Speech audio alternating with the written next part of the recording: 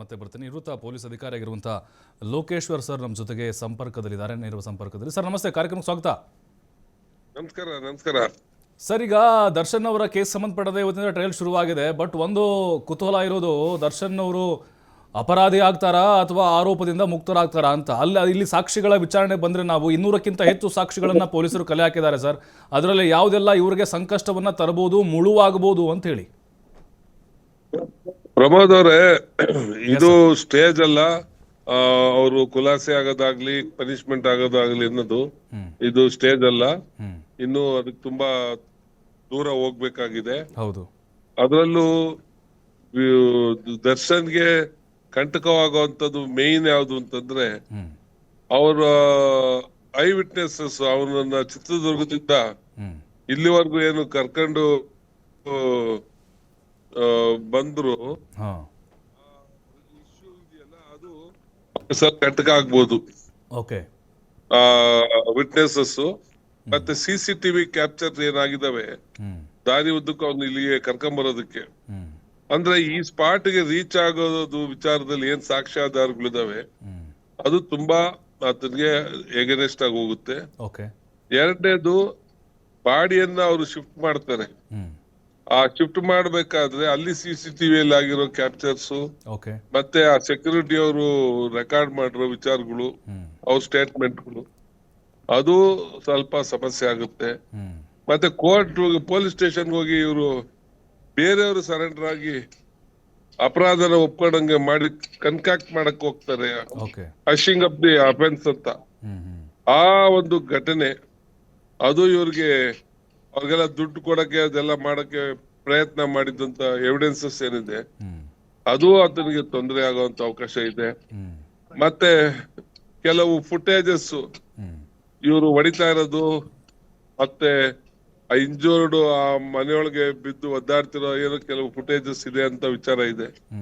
ಅದು ಇದನಿಗೆ ಸ್ವಲ್ಪ ಸಮಸ್ಯೆ ಆಗುತ್ತೆ ಅನ್ನೋದು ನನ್ನ ಅಭಿಪ್ರಾಯ.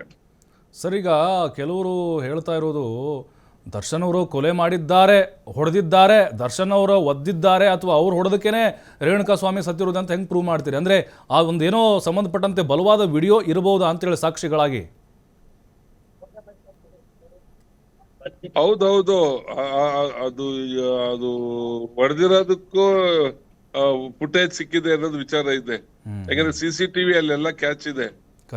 ಹಾಗಾಗಿ ಅದು ಯಾರಿಗೂ ನಿಮ್ಗೂ ಸಿಕ್ಕಿಲ್ಲ, ಯಾರಿಗೂ ಗೊತ್ತಿಲ್ಲ. ಹೌದು, ಅದು ಏನು ಟೆಕ್ನಿಕಲ್ ಎವಿಡೆನ್ಸ್ ಆಗಿ ಇದೆ ಅನ್ನೋದು ವಿಚಾರ ಐತೆ. ಹೌದು.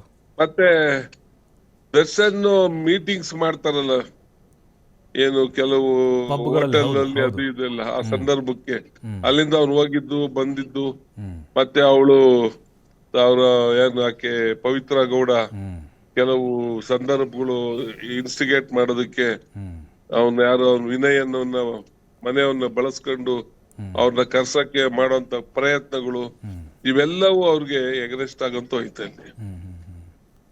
ಸರ್, ಈಗ ಪ್ರತ್ಯಕ್ಷ ಸಾಕ್ಷಿಗಳೇನಿದ್ದಾರೆ, ಐ ವಿಟ್ನೆಸ್ಗಳು ಅಂತ ಹೇಳ್ತೀವಿ, ಅವತ್ತೊಂದು ಹೇಳಿದ್ರು, ಈಗ ಕೋರ್ಟಲ್ಲಿ ಏನಾದರೂ ಉಲ್ಟಾ ಹೇಳಿಕೆ ಕೊಟ್ಬಿಟ್ರೆ, ಇಲ್ಲ ಸರ್ ನಾವು ಅವತ್ತು ಹಂಗೆ ಪೊಲೀಸರು ನಮ್ಮ ಮೇಲೆ ಒತ್ತಡ ಹಾಕಿದ್ರು, ಅವತ್ತು ಹಂಗೆ ಬಾಯ್ ಬಿಟ್ವಿ ನಾವು, ಈಗ ನಿಮ್ಮ ಮುಂದೆ ನಿಜ ಹೇಳ್ತಾ ಇದ್ದೀವಿ, ಇಲ್ಲ ನಮ್ಮ ದರ್ಶನ್ ಅವರು ಹೊಡೆದೇ ಇಲ್ಲ, ಒಂದು ಏಟು ಹೊಡೆದಿಲ್ಲ ಅಂತಂದೆ, ಅಂದ್ರೆ ಹೇಗೆ ಸರ್? ಉಲ್ಟಾ ಹೊಡೆದ್ರೆ ಏನಾಗ್ಬೋದು ಅಂತ?